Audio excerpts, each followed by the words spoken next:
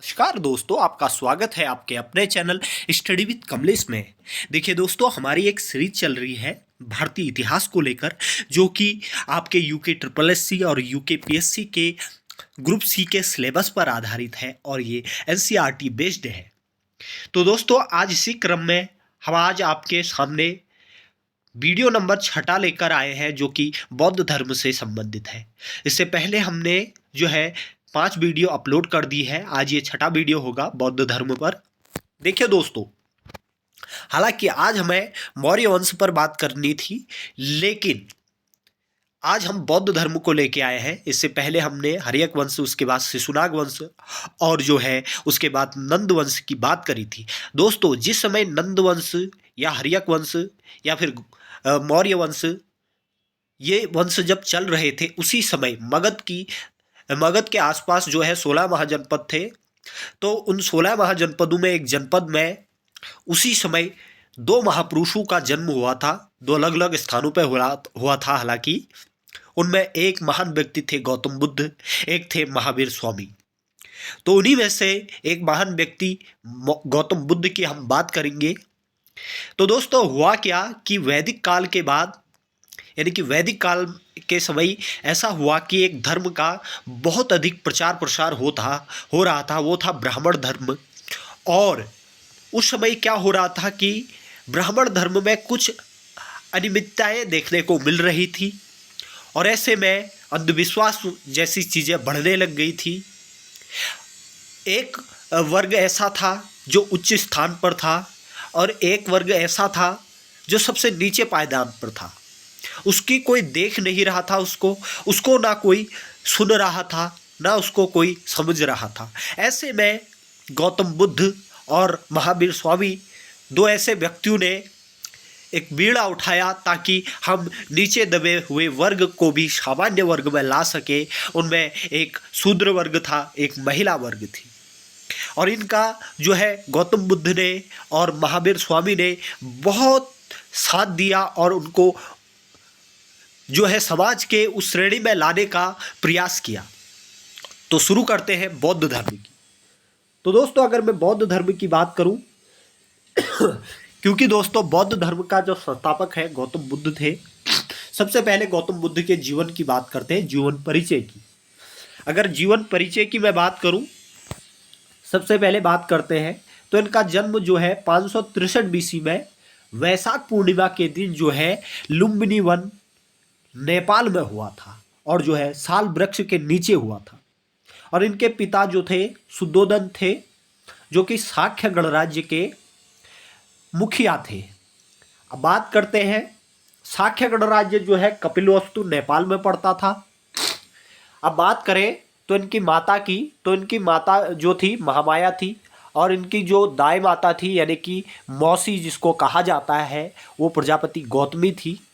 होता क्या है कि गौतम बुद्ध के जन्म के 7वें दिन बाद जो है इनकी माता महामाया का देहांत हो जाता है। आइए दोस्तों, थोड़ा सा डिटेल में बात कर लेते हैं। देखो दोस्तों, मान लो कि ये है शाक्य गणराज्य और इसके इस बगल में उत्तरी साइड को जो है पूर्व साइड को एक और गणराज्य पड़ता था। इसका नाम था कोली गणराज्य और ये था शाक्य गणराज्य। इनके बीच में एक नदी बहती थी जिसका नाम था रोहिणी नदी और इसी बीच में एक जंगल भी पड़ता था जिसका नाम था लुम्बिनी वन।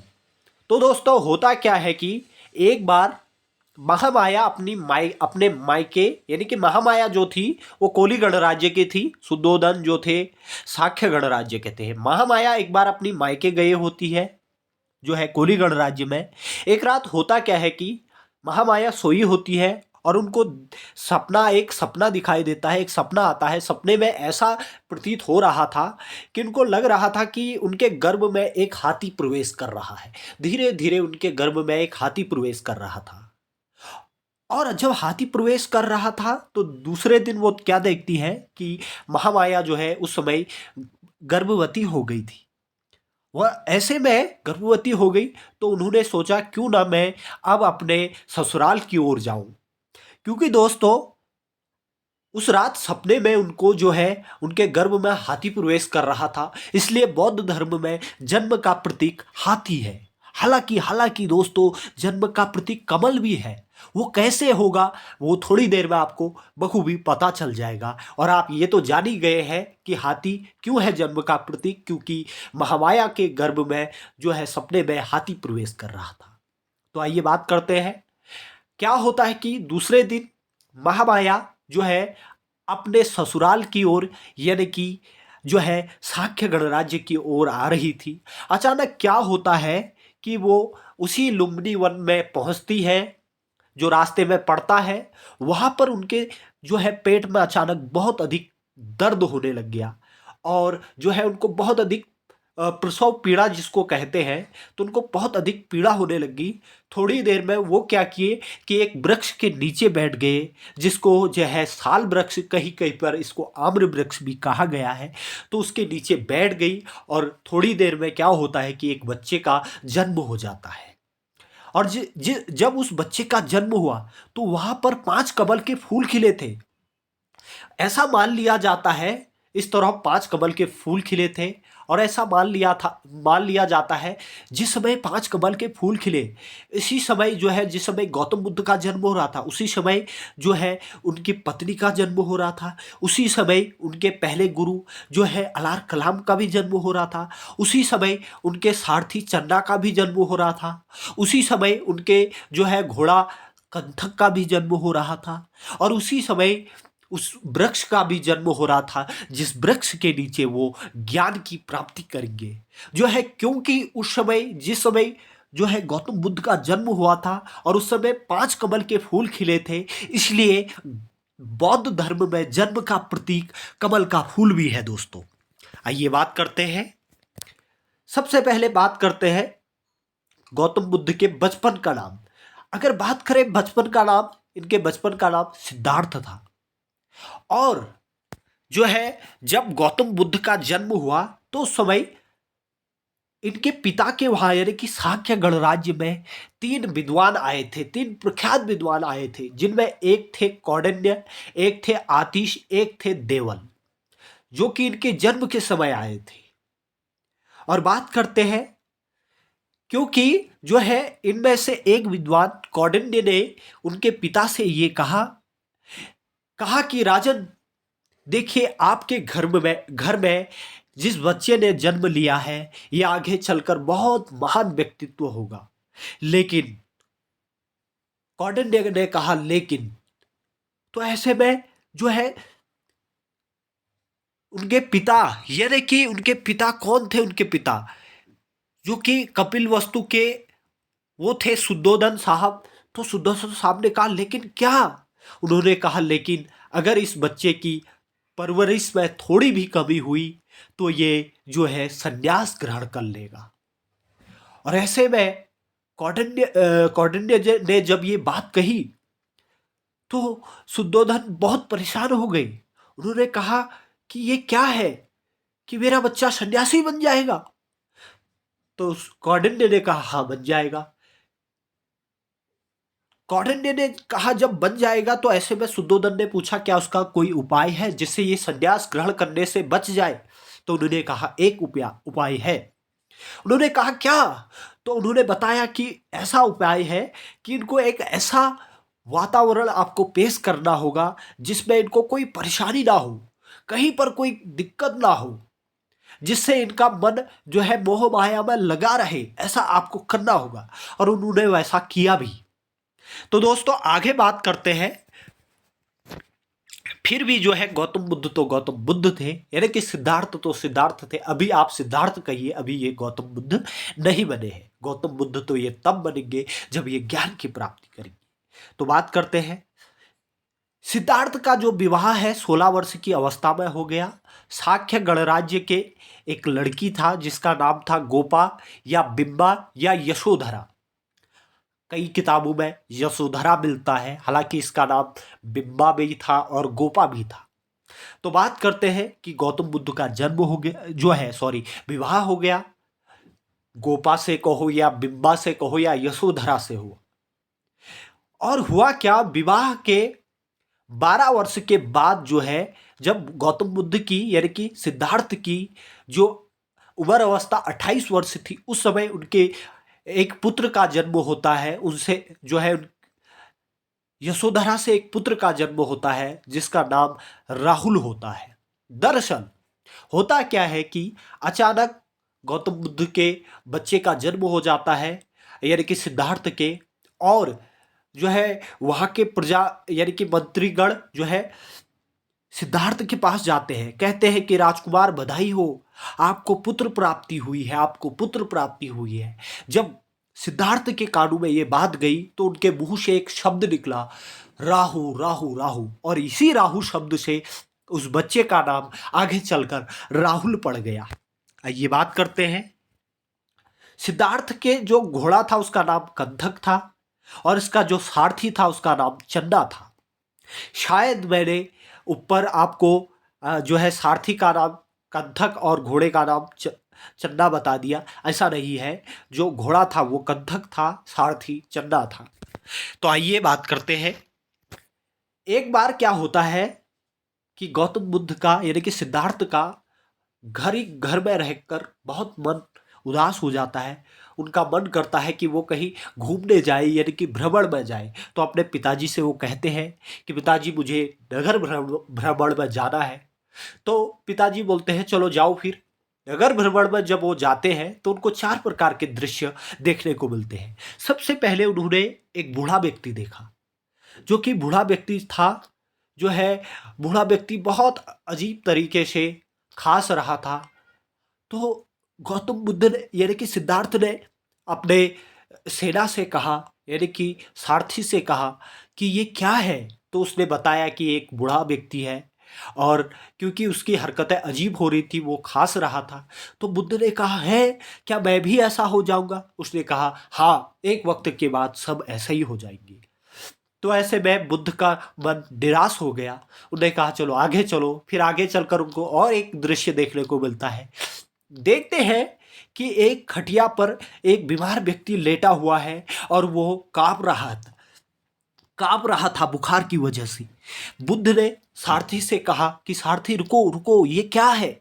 तो उन्होंने कहा ये एक बीमार व्यक्ति है और जीवन में ऐसे पल बहुत बार आते हैं। तो बुद्ध ने कहा यानी कि सिद्धार्थ ने कहा क्या मैं भी ऐसा हो जाऊंगा? उन्होंने कहा हाँ, आप भी ऐसा ही हो जाओगे।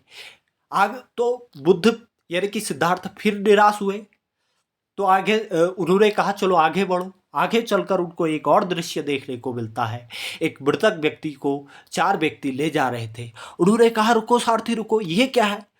तो सारथी ने कहा ये जो है एक मृतक व्यक्ति है, एक समय के बाद सबको मरना होता है। बुद्ध ने कहा यानी कि सिद्धार्थ ने कहा क्या मैं भी मर जाऊंगा? उसने कहा हाँ, आप भी मर जाओगे और मैं भी मर जाऊंगा, ये दिन सबके आते हैं। तो बुद्ध और निराश हो गए। आगे चलकर देखा कि एक साधु की, तो आगे चलकर उन्होंने देखा कि उनको एक और दृश्य दिखाई दिया जिसमें कुछ साधु लोग थे जो मस्त बम बम भोले करके जा रहे थे। तो दोस्तों वो जब जा रहे थे तो ऐसे में उनको एक दृश्य दिखाई दिया जिसमें वो लोग बड़े ही खुश थे और जो है सिद्धार्थ उनको देख के बड़े ही प्रसन्न हुए। सिद्धार्थ ने कहा सारथी थे रुको रुको, ये क्या है? अब उन्होंने कहा ये सन्यासी व्यक्ति है। कई लोग सन्यास ग्रहण कर लेते हैं, उनको जो है दीन दुनिया से फिर कोई ही मतलब नहीं रह जाता, कोई मतलब नहीं रह जाता है। उन्होंने कहा क्या मैं भी ऐसा बन सकता हूँ? सारथी ने कहा आप भी ऐसा बन सकते हैं। तो उस समय उन्होंने निर्णय कर लिया आखिर मुझे यही बनना है, और हुआ भी यही कि आगे चलकर वो यही बनेंगे।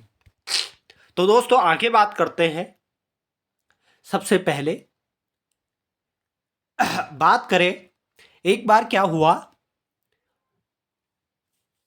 जो है गौतम बुद्ध क्योंकि जो है सन्यास की बातें कर रहे थे, सारथी ने आगे चल के जो है महल में जाके उनके पिताजी से ये कहा, क्योंकि बुद्ध तो यानी कि सिद्धार्थ तो ऐसा बोल रहे थे। तो जो है ऐसे में सुद्धोधन बड़े परेशान हो गए। उन्होंने क्या किया, अपने महल में, अपने राजमहल में एक भव्य समारोह करवाया और कहा कि इस समारोह में कई सारे नृत्यज्ञानों को बुला के लाओ। और हुआ भी वही। बहुत अच्छा ये समझ लीजिए कि रात्रि 8 बजे से प्रोग्राम शुरू हुआ होगा। और जो है उस प्रोग्राम में बुद्ध यानी कि सिद्धार्थ भी शामिल हुए। देखो दोस्तों क्या हुआ कि मान लेते हैं कि आज के भाषा के अनुसार 8 बजे एक गीत चला जिसमें सुंदर सुंदर कन्याएं नृत्य कर रही थी। जो है एक गाना चला उसमें गौतम बुद्ध भी झूम रहे थे यानी सिद्धार्थ भी झूम रहे थे। एक गाना 9 बजे चला, फिर उसमें भी झूम रहे थे। फिर देखा कि अचानक 10 बजे के बाद क्या होता है कि इनका मेकअप उतरने लग जाता है। बुद्ध ने कहा अभी ये क्या है, थोड़ी देर में तो ये बड़े सुंदर लग रहे थे और अभी इनको क्या हो गया। तो ऐसे में उनके दिल में एक विचार आया कि ये कुछ भी नहीं है, असली तो वो ही सन्यासी लोग थे जो खुश रहे थे, ये थोड़ी देर की खुशी है। ऐसे में वो अपने जो है किसको बुलाते हैं, वो जो है क्योंकि उस समय बुद्ध के जन्म उत्कर्ष पर यानी कि उनका जन्मदिन है, ये उत्सव उस समय मनाया जा रहा था। तो बुद्ध ने अपने सारथी को बुलाया, कहा सारथी से कहा, सारथी चन्ना को बुलाया, बोला चन्ना चलो हमें चलना है, आप कंथक को तैयार कीजिए। तो बुद्ध ने कहा कहाँ जाना है, सॉरी जो है चन्ना ने कहा कहाँ जाना है। तो उन्होंने कहा आप चलो। तो उन्होंने क्या हुआ, रात्रि 12 बजे के टाइम पे जो है कंथक और जो है अपने घोड़े कंथक और सारथी चन्ना के साथ वो चल दिए और चल दिए।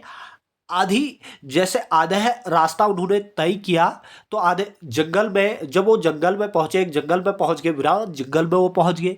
जब उस जंगल में वो पहुंचे तो उन्होंने सारथी चन्ना से कहा आप कंथक को लेके जो है राजमहल में चले जाइए। सारथी चन्ना बोला क्यों, आप ऐसा क्यों कह रहे हैं, आपको मैं अकेले छोड़ के कैसे जाऊं। तो उन्होंने कहा आप महाराज से कह दीजिएगा कि हमने गृह त्याग कर लिया। बहुत मना किया चन्ना ने लेकिन वो नहीं माने। फिर चन्ना राजमहल की ओर चल दिया क्योंकि उस समय वो गृह त्याग घोड़े के साथ कर रहे थे, यानी कि घोड़ा जो है घोड़े की सवारी के साथ गृह त्याग किया। और गृह त्याग का प्रतीक बौद्ध धर्म में घोड़ा है और बौद्ध धर्म में गृह त्याग को महाबी निष्क्रमण कहा जाता है और घोड़ा जो है गृह त्याग का प्रतीक था, यानी कि प्रतीक है। आगे बात करते हैं। जब ये घर से निकले तो ये ज्ञान की खोज में निकले। सबसे पहले ये ज्ञान की खोज में जब दर दर भटक रहे थे तो ये पहुंच गए वैशाली। वैशाली में इनकी भेंट होती है सांख्य दर्शन के बहुत ही जानकार व्यक्ति अलार कलाम से। और अलार कलाम को ये अपना गुरु बना लेते हैं। इस तरह अलार कलाम इनके पहले गुरु हो जाते हैं और जो है अलार कलाम से ये सांख्य दर्शन की शिक्षा लेते हैं। और हुआ क्या कि जब इन्होंने सांख्य दर्शन सीख लिया तो इनकी ज्ञान की जो विवांछा थी वो अभी भी नहीं बुझी थी, ज्ञान की प्यास अभी भी नहीं बुझी थी। तो इन्होंने जो है अलार कलाम को नमस्ते कहते हुए आगे निकल गए। और जब आगे निकले तो राजगीर पहुंचे। राजगीर में इनकी मुलाकात बिंबिसार से होती है और बिंबिसार इनको देख के बहुत प्रभावित होता है। बिंबिसार से ये कहते हैं जब मुझे ज्ञान की प्राप्ति हो जाएगी तो मैं आपको जो है ज्ञान देने ज़रूर आऊँगा। लेकिन उस समय जब बिंबिसार से इनकी मुलाकात हुई तो बिंबिसार ने इनको एक वन विहार दान में दिया जिसका नाम था वेणु वन विहार। तो वेणु वन विहार बिंबिसार ने इनको दान में दिया था जो कि पहला विहार था, आगे चलकर ये बौद्ध धर्म का पहला विहार बनकर आएगा। और राजगीर में ही इनकी एक भेंट किसी और एक व्यक्ति से होती है, यानी कि एक व्यक्ति रुद्रक रामपुत्र होते हैं, उनसे इनकी भेंट होती है। रुद्रक रामपुत्र जो होते हैं वो सांख्य यानी कि योग दर्शन के बहुत अच्छे जानकार होते हैं। और इन्होंने रुद्रक रामपुत्र से जो है योग दर्शन की शिक्षा ली और योग दर्शन भी इन्होंने सीख लिया। और इस तरह रुद्रक रामपुत्र इनके जो है दूसरे गुरु बन गए। और क्योंकि इनकी ज्ञान की जो है प्यास अभी नहीं बुझी थी तो आगे चलकर ये आगे चल दिए, रुद्र रामपुत्र को भी नमस्ते कह के आगे चल दिए। आगे चलकर सिद्धार्थ को की जो भेंट होती है 5 आर्य ब्राह्मण पुत्रों से होती है। हालांकि हमने यहाँ पर 5 ब्राह्मण पुत्रों से मुलाकात होती है लिखा है, बल्कि 5 आर्य ब्राह्मण पुत्रों से होती है। और इनकी मुलाकात कहाँ होती है तो आगे चलकर एक जंगल में होती है। क्योंकि सिद्धार्थ ने उन पांचों ब्राह्मण पुत्रों से बोला कि ब्राह्मण पुत्रों आप कहाँ जा रहे हैं? तो उन्होंने कहा हम ज्ञान की तलाश में जा रहे हैं। तो जो है सिद्धार्थ बड़े खुश हुए, इन्होंने कहा मैं भी ज्ञान की तलाश में जा रहा हूँ। तो अब ये लोग 6 हो गए थे। एक बार क्या होता है कि ये जाते जाते एक वृक्ष के नीचे बैठते हैं, बोलते हैं कि इस वृक्ष के नीचे अब हम तपस्या करेंगे, जब तक ज्ञान की प्राप्ति नहीं हो जाती तब तक जो है कोई भी आंख नहीं खोलेगा, तपस्या को भंग नहीं करेगा। और क्या किया इन्होंने, एक जगह बैठ गए, वहां पर पेड़ था, पेड़ के नीचे बैठ गए। और जहां पर ये बैठे थे उसी सभी उस जिस जंगल में ये बैठे थे वहीं पर जो है एक ग्राम पड़ता था, एक क्षेत्र पड़ता था उरुवेला। और उरुवेला वह जो था एक ग्राम था जिसका नाम ग्राम संपत्ति था, जो कि गया बिहार के पास पड़ता था। और अगर मैं बात करूं, उरुवेला के जंगलों में ये लोग तपस्या में बैठ गए। और अगर बात करें तो बचपन की शिक्षा, अब पहले बात कर लेते हैं इनके बचपन की शिक्षा। तो इनकी बचपन की शिक्षा वही वैदिक शिक्षा के तौर पर हुई थी। उस समय बचपन के जो गुरु थे इनके बृहस्पति थे, इनके बचपन के गुरु थे गुरु बृहस्पति। क्योंकि दोस्तों थोड़ा मेरी तबीयत ठीक नहीं है, इस वजह से थोड़ा परेशानी हो रही है। आप लोग जो है थोड़ा जो है मेरा साथ दीजिए, मैं कोशिश कर रहा हूँ कि आपको बेहतर से बेहतर कंटेंट दे सकूँ। आइए बात करते हैं। तो उरुवेला के जंगलों में, ग्राम संपत्ति के जंगलों में ये लोग जो है तपस्या कर रहे थे। और वहाँ के जो मुखिया थे उनको इस बात का पता चला कि हमारे जंगलों में कुछ 5 से 6 साधु लोग आए हैं, वो लोग तपस्या में लीन हैं और कई दिनों से उन्होंने कुछ खाया नहीं है। यह बात उनकी पुत्री सुजाता को पता चलती है। सुजाता जो थी बड़े ही सुंदर लड़की थी और बड़े ही दयावान लड़की थी। वो अपने उस जंगल में पहुंच गई जहां पर वो लोग जो है क्या कर रहे थे, तपस्या कर रहे थे। तो दोस्तों ऐसे में क्या हुआ, सुजाता ने क्या किया, बहुत अच्छा खीर बना के वो वहां चले गई। सुजाता बहुत अच्छी खीर बना के उस जंगल में गई। तो उन्होंने देखा कि वहां पर 5 लोग हैं जो कई दिनों से खाए नहीं है, कई दिनों से तपस्या में लीन है। तो ऐसे में क्या हुआ, जब सुजाता वहां पर खीर ले गई तो खीर की जो महक थी वो सबके नाक में जा रही थी। बहुत स्वादिष्ट खीर बनी थी। ऐसे में जो है सबका मन किया कि हम खीर खाएं, लेकिन सबने तपस्या यानी कि सौगंध ली थी कि कोई भी आंख नहीं खोलेगा जब तक जो है ज्ञान की प्राप्ति ना हो जाए। ऐसे में क्या होता है जो है, क्योंकि सिद्धार्थ तो जो है एक राजकुमार थे, उन्होंने तो ऐसा कभी किया नहीं था। ऐसे में उनके नाक में जब खीर की जो है सुगंध गई तो उन्होंने आंखें खोल ली और उन्होंने खीर खा ली। सुजाता के हाथों से खीर को ग्रहण कर लिया। ऐसे में 5 आर्य ब्राह्मण पुत्रों ने उनको देखा, वो उन पर बहुत क्रोधित हुए और खीर खाने का परिणाम यह हुआ कि उन पांचों से जो है सिद्धार्थ का क्या हो गया, सिद्धार्थ का हो गया विवाद। क्योंकि विवाद वो इसलिए हो गया कि इन्होंने आंख खोली, इसलिए नहीं हुआ, वो इसलिए हुआ कि इन्होंने खीर अकेले खाई, इसलिए उनके बीच में जो है विवाद हो गया। और ऐसे में 5 ब्राह्मण आर्य पुत्र अलग चले गए और जो है सिद्धार्थ अलग चले गए। सिद्धार्थ ने गया की ओर प्रस्थान कर लिया। अब बात करते हैं गया की। और अगर मैं गया की बात करूं तो गया में जो है पीपल वृक्ष के नीचे निरंजना नदी के तट पर, जिसको पुनपुन नदी भी कहा गया है, वहां पर जो है योग साधना में जो है सिद्धार्थ लीन हो गए। गया जो कि आज का जो है गया है बिहार में, वो वाला क्षेत्र जिसको बोधि बाद में बोध गया कहा जाएगा, हुआ कि योग साधना में वो लीन हो गए। उस समय जब वो योग साधना में लीन हुए तो आगे चलकर पूर्णिमा के दिन, वैशाख पूर्णिमा के दिन बुद्ध को ज्ञान की प्राप्ति हो गई। और जब उनको ज्ञान की प्राप्ति हुई सिद्धार्थ को, तो ये तथागत कहलाए और वहीं से ये बुद्ध भी कहलाए। तो अब सिद्धार्थ बुद्ध बन गए, अब सिद्धार्थ तथागत कहलाए। कई बार प्रश्न आता है कि तथागत किसका नाम है, तो तथागत गौतम बुद्ध का नाम है। तो दोस्तों तथागत भी कहते हैं इनको और बुद्ध भी कहते हैं। तो यही से ये तथागत कहलाए, यही से ये बुद्ध कहलाए। अब बात करते हैं, तो इनको जब ज्ञान की प्राप्ति हुई तो इनको 4 प्रकार के ज्ञान की प्राप्ति हुई, जिसमें 4 आर्य सत्यों का इनको ज्ञान की प्राप्ति हुई। क्योंकि बौद्ध धर्म में ज्ञान की प्राप्ति को निर्वाण कहा जाता है, तो इनको निर्वाण प्राप्त हो गया। आइए बात करते हैं। सबसे पहले क्योंकि इनको बोध गया में, यानी कि गया में ज्ञान की प्राप्ति हुई थी और बोधि वृक्ष के नीचे ज्ञान की प्राप्ति हुई थी, इसलिए उस स्थान को बोध गया कहा गया। बात करते हैं। सबसे पहले जो है इनका जो है जो जब इनको ज्ञान की प्राप्ति हुई तो अब इनको ज्ञान का प्रसार करना था, यानी कि उपदेश देने थे। तो इन्होंने जो पहला उपदेश दिया सारनाथ में दिया, जिसको आप बनारस कहते हैं। उससे पहले जब ये सारनाथ की ओर प्रवेश कर रहे थे तो इनको दो व्यापारी व्यक्ति मिले। एक का नाम तपस्यु था, एक का नाम भिल्लिक था। ये दोनों बंजारे थे। सबसे पहले इन्होंने इनको ज्ञान दिया, क्योंकि ये लोग व्यापारिक थे, ये लोग इस ज्ञान को नहीं समझ पाए।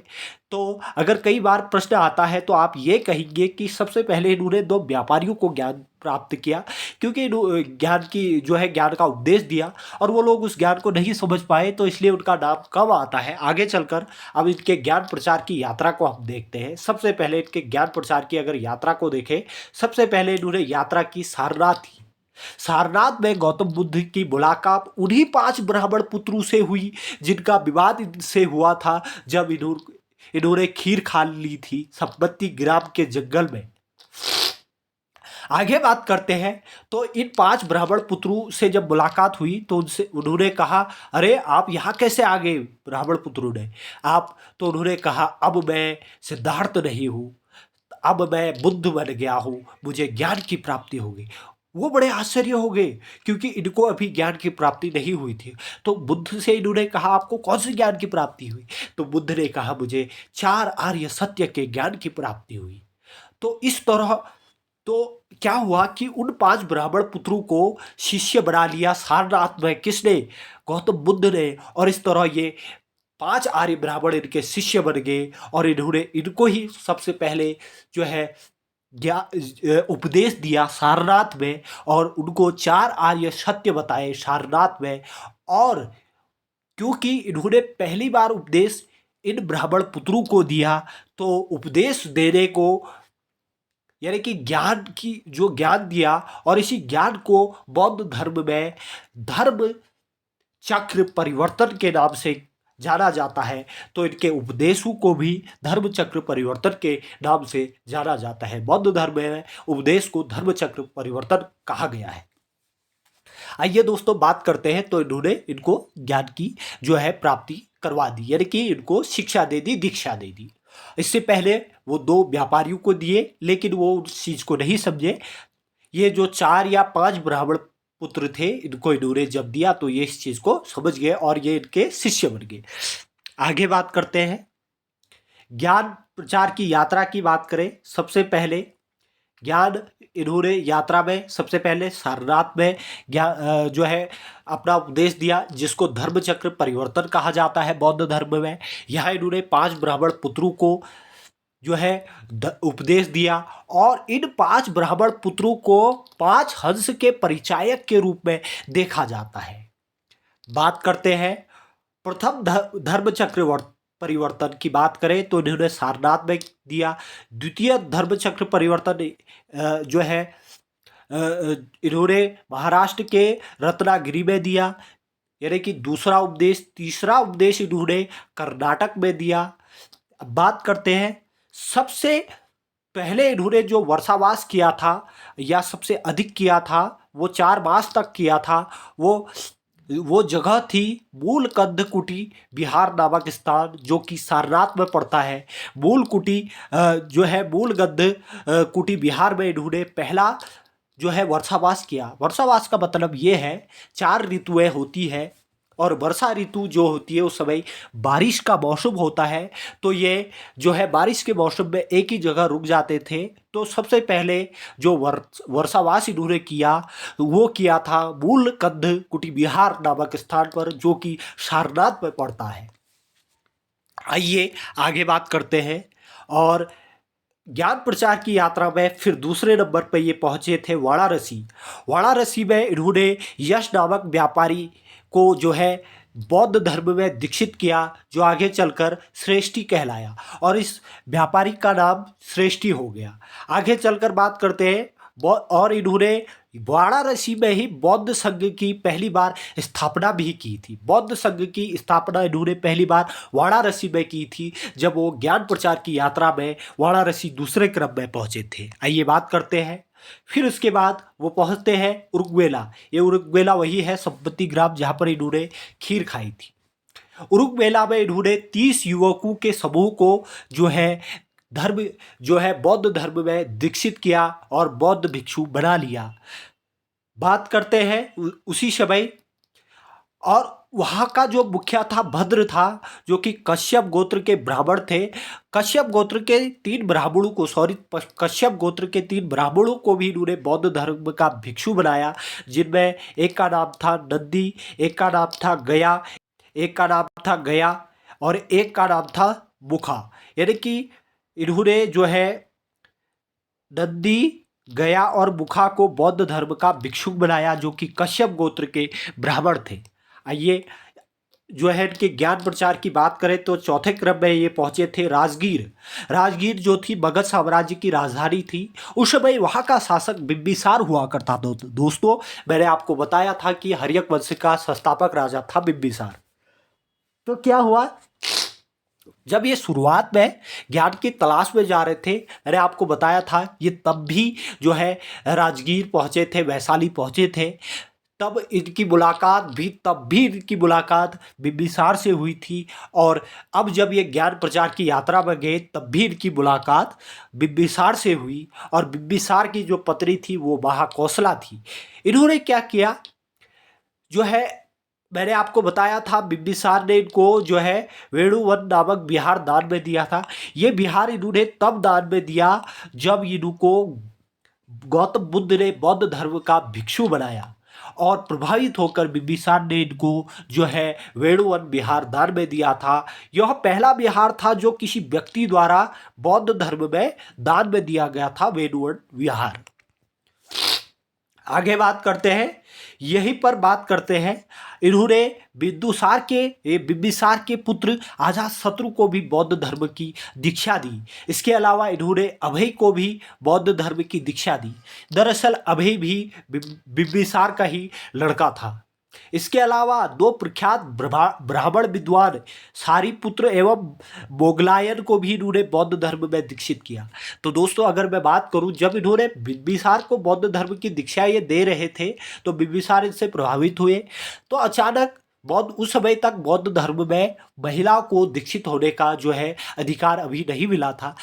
जब ये बिंबिसार को बौद्ध धर्म की दीक्षा दे रहे थे तो पीछे से छुपके से जो है महाकौशला ने इनकी बातें सुन ली और महाकौशला अपने आप ही बौद्ध धर्म में दीक्षित हो गई। और महाकौशला बौद्ध धर्म में दीक्षित हुई, लेकिन ये पहली महिला नहीं होगी क्योंकि इसने चोरी छुपके बौद्ध धर्म की दीक्षा ली थी। आगे बात करते हैं, इसी क्रम में वो आप पहुंच गए कपिलवस्तु। दोस्तों कपिलवस्तु जब ये पहुंचे, कपिलवस्तु क्या था?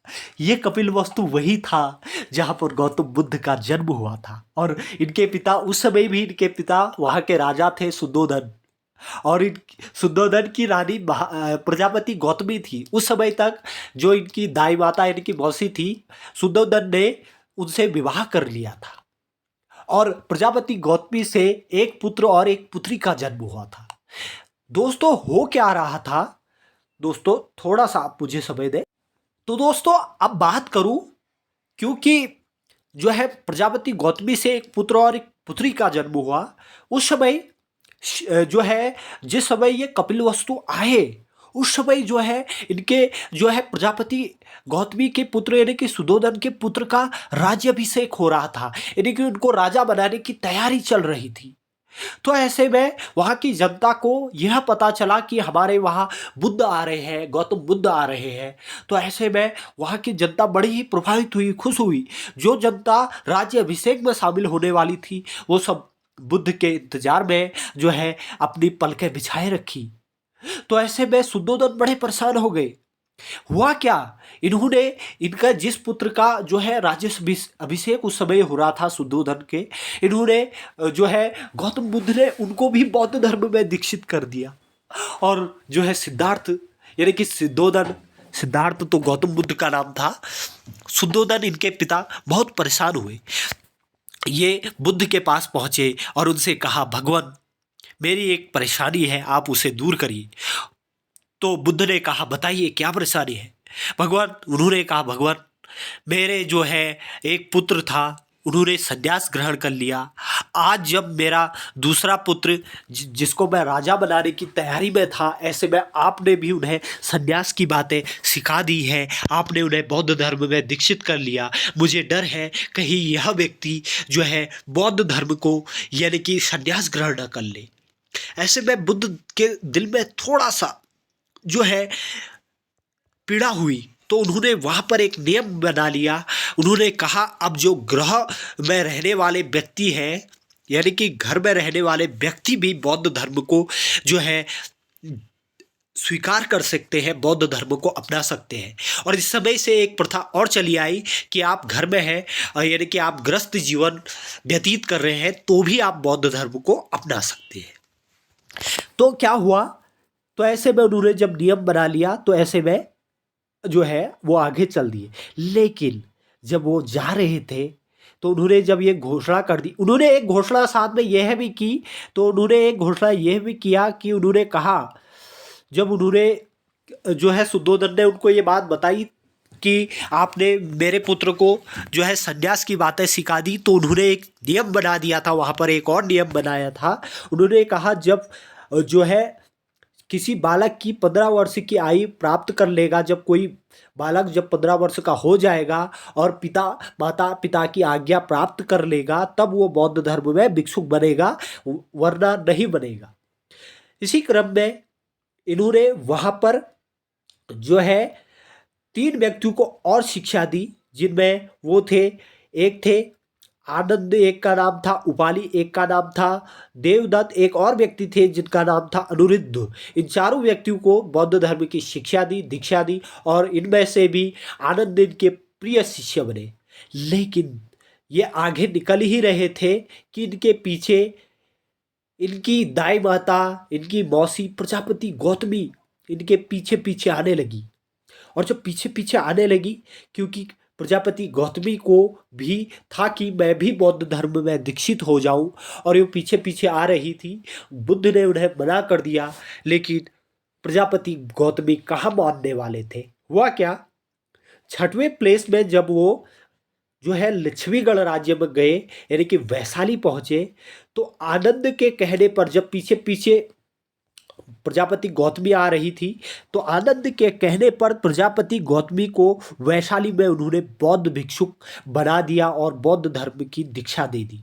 और यहाँ से पहली बार यानी कि वैशाली से पहली बार बौद्ध धर्म में महिलाओं का प्रवेश हुआ, और प्रथम बौद्ध भिक्षुणी बनने वाली कोई और नहीं, इनकी ही जो है दाई माता प्रजापति गौतमी थी, जो पहली बौद्ध भिक्षुणी बनी। हालांकि दोस्तों, हमने कहा था कि राजगीर में जो है महाकौशला ने भी बौद्ध धर्म को दीक्षित कर लिया था, वो भी बौद्ध धर्म में दीक्षित हो गई थी। उस हिसाब से तो जो है महाकौशला पहली महिला होनी चाहिए, लेकिन महाकौशला ने जो है चोरी छुपे बौद्ध धर्म की दीक्षा ली थी, इसलिए उनको नहीं माना जाता है पहला भिक्षुक, पहला भिक्षुणी उनको नहीं माना जाता है, क्योंकि प्रजापति गौतमी को बुद्ध ने खुद शिक्षा दी थी, यानी खुद दीक्षित किया था, इसलिए इनको प्रथम बौद्ध भिक्षुणी माना जाता है। आगे चलकर इन्होंने वैशाली में ही आम्रवाली नाम की एक जो है आम्रपाली नाम की एक महिला थी, जो कि एक वैश्या थी, जो है इसको भी बौद्ध धर्म में दीक्षित किया, जो कि वैशाली की नगर वधू थी, जो कि गणिका थी, यानी कि वैश्यावृत्ति का काम करती थी। इसके अलावा बिंबिसार को भी इन्होंने जो है जो ये सॉरी, जो जो ये आम्रपाली थी इनकी शादी हुई थी बिम्बिसार से। बिम्बिसार ने इनसे शादी कर ली थी। और बिम्बिसार और आम्रपाली से जिस पुत्र का जन्म हुआ था, जिसको इन्होंने, मैंने आपको बताया था कि अजात शत्रु के साथ वैशाली में दीक्षा दी थी, एक व्यक्ति का नाम था, जो था हमने आपको बताया था, उसका नाम कुछ था, अभी मेरे को याद नहीं आ पा रहा है। चलो हम देख लेते हैं क्या था उसका नाम। हाँ, अभय। तो दोस्तों उसका नाम अभय था। यानी कि अभय कोई और नहीं था, आम्रपाली और बिंबिसार का ही पुत्र था, जो कि अभय इनका पुत्र था। और इसको भी बौद्ध धर्म में दीक्षित किया। और आम्रपाली को भी, क्योंकि वैश्याओं को उस समय बौद्ध धर्म में दीक्षित होने का अधिकार नहीं था। आनंद के कहने पर इन्होंने जो है बौद्ध संघ में आम्रपाली को भी दीक्षित कर दिया। बौद्ध धर्म में उनको जब दीक्षित किया तो बौद्ध संघ आम्रपाली के पास बहुत धन दौलत थी। उन्होंने भी बौद्ध संघ को एक विहार दान में दिया, जिसको आम्रवाटिका विहार कहा जाता है। तो आम्रपाटिका विहार पहली बार जो है दूसरा बिहार था जो बौद्ध धर्म में जो है आया था। और यह बिहार आम्रपाली ने दिया था। आगे चलकर बात करते हैं। आगे इसी श्रेणी में वो सातवें क्रम में पहुंचे थे। सातवां प्लेस था श्रावस्ती, जिसको साकेत भी कहा जाता है, जिसकी राजधानी, जो कि राजधानी थी कौशलगढ़ राज्य की। कौशलगढ़ राज्य की दो राजधानियां थी, एक श्रावस्ती, एक थी साकेत। साकेत आज का अयोध्या है दोस्तों। तो बात करते हैं कौशलगढ़ राज्य की। जो राजधानी श्रावस्ती थी ये अर्धचंद्राकार थी। यहाँ का शासक था प्रसेनजीत। तो दोस्तों हुआ क्या, जब प्रसेनजीत यहाँ का शासक था। और प्रसेनजीत जिस समय गौतम बुद्ध वहां पहुंचे थे, प्रसेनजीत की उम्र अवस्था उस समय 80 वर्ष थी। और सबसे बड़ी बात यह है कि उस समय बुद्ध की भी उम्र अवस्था 80 वर्ष थी। इसीलिए प्रसेनजीत का एक कथन भी है, वो कहता है, मैं भी 80 का और मेरे भगवान भी 80 के। यानी कि मैं भी 80 का, मेरे भगवान भी 80 के। ये उनका एक कथन था, वो बहुत प्रिय हुआ। और इन्होंने वहाँ पर जो है प्रसेनजीत को भी बौद्ध धर्म में दीक्षित किया। आगे बात करते हैं। जब ये जो है वैशाली पहुंचे थे दोस्तों, सॉरी, हाँ, कौशलगढ़ राज्य में पहुंचे थे। कौशलगढ़ राज्य के में एक गांव रहता था। गांव था सोनपुर। और उस सोनपुर गांव में एक जंगल था। उस जंगल में एक डाकू रहता था, जिसको उंगली मार कहा जाता है। कहा जाता है कि उंगली मार बौद्ध बुद्ध की शरण में चला गया। और बुद्ध ने इनको बौद्ध धर्म में दीक्षित किया था। उंगली मार की भी एक कहानी है कि हुआ क्या कि जब वो उस वन में, यानी कि उस जंगल में गौतम बुद्ध जा रहे थे, गांव वालों ने रोका। सोनपुर के गांव वालों ने कहा कि आप वहां मत जाइए, वहां एक डाकू रहता है, वो सबको मार के अपने, जब बहुत लोगों को मार देता है और उनकी उंगली को काट कर अपने गले में माला पहन लेता है। ऐसे में बुद्ध ने कहा, मैं जाता हूँ, मैं देखता हूँ कि कौन है। क्योंकि इसने प्रण लिया था कि मैं जो है 1000 व्यक्तियों के माला बनाकर अपने गले में मार कर, उनकी माला बनाकर, उंगली की माला बनाकर मैं पहनूंगा। और 999 हो गए थे, एक बचा था। ऐसे में बुद्ध वहां चले गए।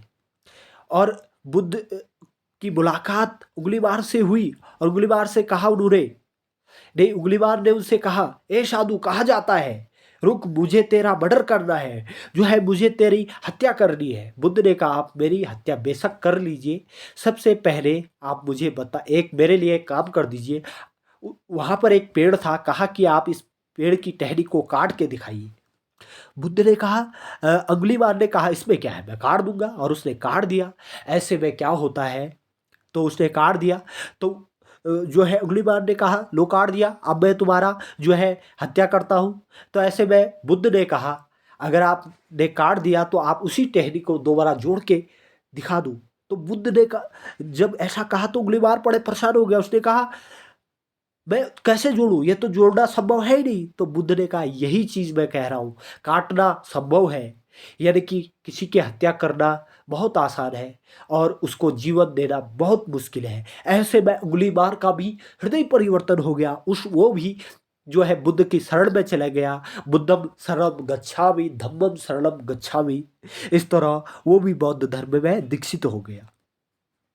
आगे बात करते हैं। इसी क्रम में बुद्ध की अब उम्र अवस्था जो है थोड़ा 80 वर्ष हो गई थी और जो है वो बीमार रहने लग गए थे।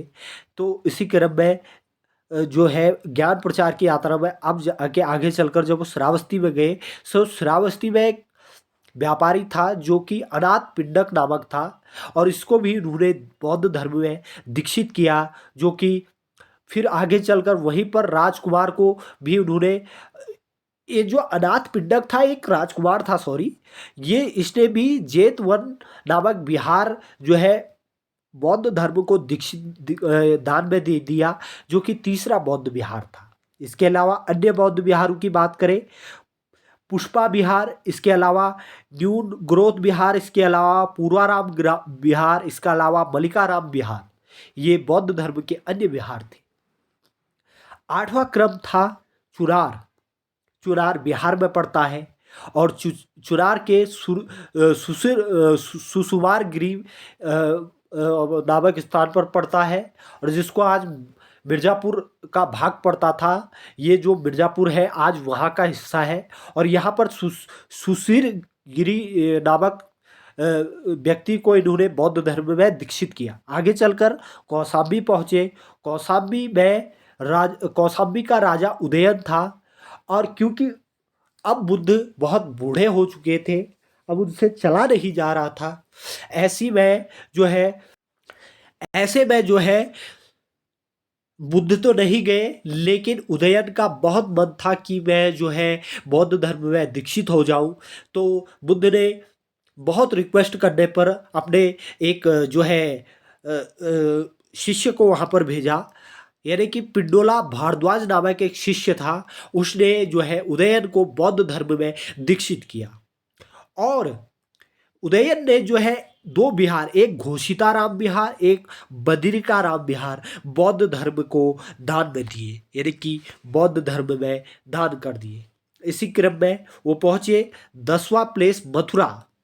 मथुरा मथुरा का जो शासक था अवंती पुत्र था, यानी कि उन्होंने वहाँ पर अवंती पुत्र को जो है बौद्ध धर्म में दीक्षित किया।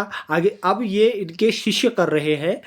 तो वहाँ पर उस समय एक यात्री था मेगास्थनीज, और मेगास्थनीज को बौद्ध धर्म में दीक्षित किया था अवंती नरेश। जो सॉरी, मेरा कहने का ये तात्पर्य है, इन्होंने जो है मेगास्थनीज को जिसने बौद्ध धर्म में दीक्षित किया था उनका नाम था महाकच्छायन, और महाकच्छायन ने मेगास्थनीज को बौद्ध धर्म में दीक्षित किया, और मेगास्थनीज ने अवंती नरेश जो थे चंद प्रदोर्त, इनको बौद्ध धर्म में दीक्षित किया। आगे बात करते हैं। बात करूं, महाकच्छायन ने ही जो है महाकच्छायन ने ही जो है बौद्ध धर्म में चंद्रप्रदोत और संभवतः जो है मेगास्थनीज को बौद्ध धर्म में दीक्षित किया होगा। दोस्तों जो है थोड़ा कन्फ्यूजन मुझे हो गया था, सॉरी, जो है महाकच्छायन ने ही चंद्रप्रदोत को बौद्ध धर्म में दीक्षित किया था। इसके अलावा 8वें क्रम में जब आगे 11वां प्लेस था मल्ल राजवंश था, यानी कि मल्ल जो कि पावापुरी और कुशीनारा नामक स्थान में जो है मल्ल गणराज्य के लोग रहते थे। एक था जो है पावापुरी, एक था कुशीनारा। ये दोनों क्षेत्रों में मल्ल गणराज्य के लोग रहते थे, यानी कि मल्लवंशी लोग रहते थे। और जो है जब बुद्ध पावापुरी पहुँचे तो क्या हुआ, वहाँ पर एक बूढ़ा व्यक्ति था लोहार, चुंद नामक लोहार। इन्होंने क्या किया, बुद्ध को क्या किया कि बुद्ध ने इनको बौद्ध धर्म में दीक्षित किया। तो हुआ क्या, इन्होंने खुश होकर बुद्ध को जो है प्रेम में जो है सुकर मांद्राक, यानी कि सुअर का मांस जो है खिला दिया, और प्रेम में बुद्ध उन्हें मना भी नहीं कर पाए। और इसी कुशीनारा में वैशाख पूर्णिमा के ही दिन बुद्ध की मृत्यु हो जाती है। तो बात करते हैं अब बुद्ध की मृत्यु कैसे होती है। बात करते हैं, जब वो कुशिनारा पहुंचे थे तो शूलिवन नामक एक जो है जगह पड़ती है, वहाँ पर हिरण्यवती नदी भी बहती है और वहाँ पर उन्होंने एक व्यक्ति को बौद्ध धर्म में दीक्षित किया था। उसका नाम था सुभद्र, और सुभद्र अंतिम व्यक्ति था जो बौद्ध धर्म में दीक्षित हुआ था, यानी कि जिसको बुद्ध ने स्वयं बौद्ध धर्म में दीक्षित किया था। जो कि बौद्ध धर्म में दीक्षित होने वाला सबसे अधिक उम्र का व्यक्ति था, वह सबसे अंतिम व्यक्ति था जो बुद्ध द्वारा बौद्ध धर्म में दीक्षित किया गया था।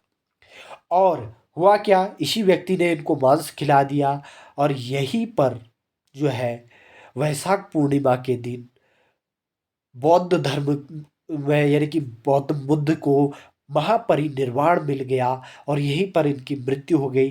क्योंकि बौद्ध धर्म में जो है मृत्यु को महापरिनिर्वाण की बात कही गई है, महापरिनिर्वाण कहा गया है। तो बुद्ध यहीं पर पंचतत्व में विलीन हो गए और इनको जो है द्रोणा नामक इनके मृत्यु के बाद द्रोणा नामक, यानी कि द्रोण नामक एक जो है ब्राह्मण को बुलाया गया और इनका संस्कार उस व्यक्ति ने किया। अब देखिए, महान परिनिर्वाण के बाद बुद्ध के शरीर के अवशेषों में का क्या हुआ।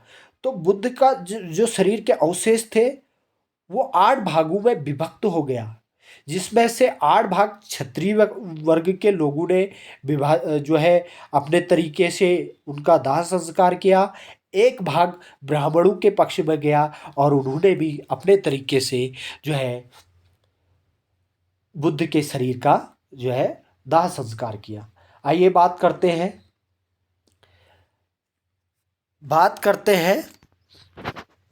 ये जो है, जो बुद्ध का जो है शरीर गया था ये 8 भागों में, जो कि आप देख पा रहे हैं। मगध में गया था, कपिलवस्तु, पावा, इसके अलावा कुशिनारा। कपिलवस्तु तो उनका शाक्य गणराज्य, वहाँ पर भी गया था। पिप्पल वन के मोरी, और इसके अलावा अल्प वन के मेमोरी, इसके अलावा वैशाली के लिच्छवी, इसके अलावा राम ग्राम के कोली, इसके अलावा ब्राह्मण बेठूर द्वीप के ब्राह्मण, यहाँ पर ये लोग जो है इनका शरीर गया था। अन्य महत्वपूर्ण की बात करें तो दोस्तों, इससे पहले मैं अन्य महत्वपूर्ण चीज़ों के बारे में बात करूं, कल की क्लास में हम जो है अन्य महत्वपूर्ण बिंदुओं के बारे में बात करेंगे। इसके अलावा बौद्ध धर्म के जो है और भी कई सारी महत्वपूर्ण पॉइंटों पर बात करेंगे। बौद्ध संगीतियों के बात करेंगे, बौद्ध साहित्य की बात करेंगे और भी कई सारे चीज़ों के बारे में बात करेंगे जो आपको कल के पार्ट में मिलेंगे। यह वीडियो आपको 2 से 3 पार्टों में मिल सकता है, संभवतः 2 पार्ट में मैं इसको कंप्लीट कर दूंगा। तो दोस्तों आज के लिए इतना ही, बहुत बहुत धन्यवाद। अगर दोस्तों आपको यह क्लास पसंद आई है तो दोस्तों जो है लाइक कीजिए, सब्सक्राइब कीजिए और दोस्तों हमारा मोटिवेशन बढ़ाने के लिए लोगों को जो है अपने दोस्तों को शेयर भी कीजिए। तो दोस्तों आज के लिए इतना ही, बहुत बहुत धन्यवाद।